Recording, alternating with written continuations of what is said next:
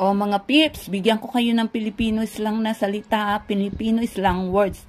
Petmalu, Tagalog na salitang binaliktad na ang ibig sabihin ay malupet o malupit.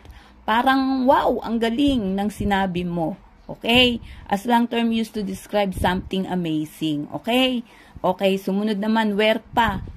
Laban, kapag nahihirapan, sige lang, werpa. Slang terms mean power or strength to boost someone or something. Lodi, Tagalog na salitang binaliktad sa pagtawag sa isang taong hinahangaan natin. Ibig sabihin ay idol, idol. Yan, tawag, hey, idol.